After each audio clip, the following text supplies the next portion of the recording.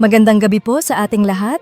Narito na ang ating pinakahuling ulat panahon ngayong gabi ng Sabado, July 19, 2025. Para sa iba pang weather updates, huwag kalimutang i-like ang video na ito, i-share sa inyong mga kaibigan, mag-follow sa aming Facebook page at mag-subscribe sa aming YouTube channel at pindutin ang notification bell. Ayon sa pinakahuling ulat ng Pag-asa, patuloy ang lakas ng severe tropical storm Krising habang ito ay unti-unting lumalayo sa kalupaan ng Pilipinas. Huling namataan ang mata ng bagyo sa layong 345 kilometers west ng Itbayat, Batanes, outside of PAR. Kumikilos ito sa direksyong west-northwestward sa bilis na 20 kilometers per hour. Taglay nito ang maximum sustained winds na umaabot sa 100 kilometers per hour malapit sa gitna at bugso ng hangin na hanggang 125 kilometers per hour. Inaasahang magpapatuloy ang lakas nito at maaaring umabot sa typhoon category bago ito tuluyang lumapit sa Hong Kong.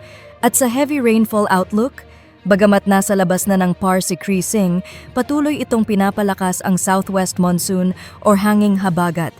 Magdadala ang hanging habagat ng malalakas hanggang gale force na bugso ng hangin, lalo na sa mga baybaying dagat at bulubunduking lugar ng mga sumusunod. Ngayong gabi, Metro Manila, Ilocos Region, Central Luzon, Calabarzon, Bicol Region, Mimaropa, Visayas, Nueva Ecija, Nueva Vizcaya, Isabela, Benguet, Abra, Zamboanga del Norte, Camiguin, Misamis Oriental, Misamis Occidental, Lanao del Norte, Surigao del Norte, at Dinagat Islands.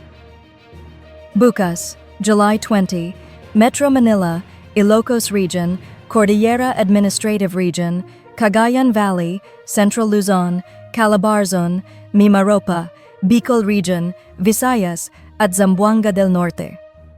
Sa Lunes, July 21, Metro Manila, Ilocos Region, Cordillera Administrative Region, Central Luzon, Calabarzon, Mimaropa, Bicol Region, at Visayas. Sa lagay ng karagatan, wala nang banta ng storm surge sa mga baybaying dagat ng Pilipinas. Gayunpaman, posibleng makaranas pa rin ng wind-driven waves ang ilang mabababang coastal communities. May nakataas na gale warning sa northern seaboard ng Northern Luzon. Magandang balita, wala nang nakataas na tropical cyclone wind signal sa ngayon.